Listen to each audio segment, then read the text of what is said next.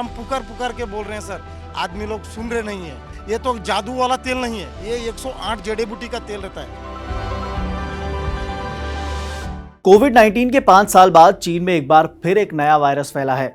नाम है HMPV यानी कि ह्यूमन मेटान्यूमो वायरस। एक्सपर्ट्स की माने तो ये एक RNA वायरस है जिसके लक्षण हूबहू कोरोना वायरस की तरह ही हैं। ऐसे में पड़ोसी देश चीन में फैले इस वायरस की खबरों के बीच भारत सरकार भी अलर्ट हो गई है।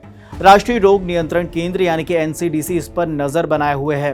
भारत में इसका कितना असर होगा बताएंगे, मगर इससे पहले ह्यूमन मेटान्यूमो नाम के इस वायरस को समझते हैं। चीन की मीडिया रिपोर्ट्स की माने तो इस वायरस से संक्रमित होने पर मरीजों में कोविड-19 जैसे लक्षण दिखाई देते हैं। इसके लक्षणों में खांसी, बुखार, नाक बंद होना और गले में घरघराहट शामिल है। जानकारों ने बताया कि इसका सबसे ज्यादा असर छोटे बच्चों पर देखने को मिला है। इसमें भी खास तौर पर 2 साल से छोटे बच्चों को सबसे ज्यादा खतरा है। मगर खतरा सिर्फ ह्यूमन मेटान्यूमो वायरस का ही नहीं। चीन में इन दिनों HMPV के साथ साथ इन्फ्लुएंजा A, माइकोप्लाज्मा निमोनिया और कोविड-19 के केस भी लगातार बढ़ रहे हैं। अब बात करते हैं भारत पर इसके असर की।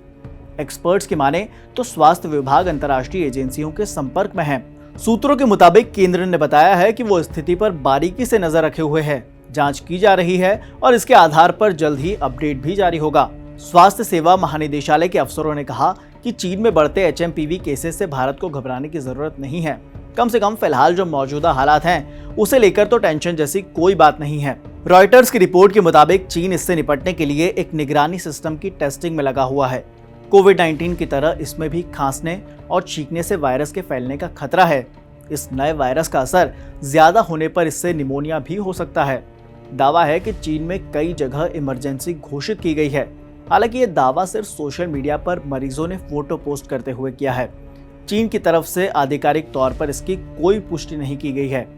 भारत के एक्सपर्ट्स मान रहे हैं कि ज्यादा आबादी वाले इलाकों में ये वायरस ज्यादा जानलेवा हो सकता है, क्योंकि ये भी खांसने और छींकने से ज्यादा फैलता है। साथ ही सीधा अटैक इसका बच्चों और बुजुर्गों पर होता है। अब इसके इलाज की बात करते हैं। फिलहाल HMPV के लिए अलग से कोई एंटीवायरल इलाज नहीं है। रोकथाम ही इसका सबसे प्राथमिक इलाज है।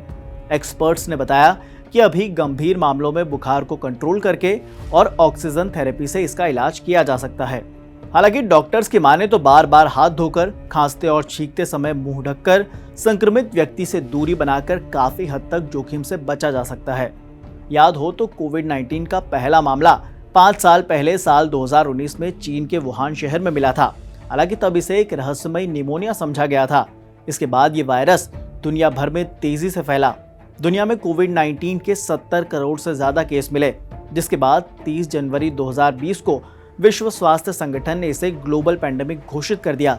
अब एक बार फिर चीन में ह्यूमन मेटान्यूमो नाम का ये वायरस मिला है। ऐसे में देखना ये होगा कि ये कितना खतरनाक है।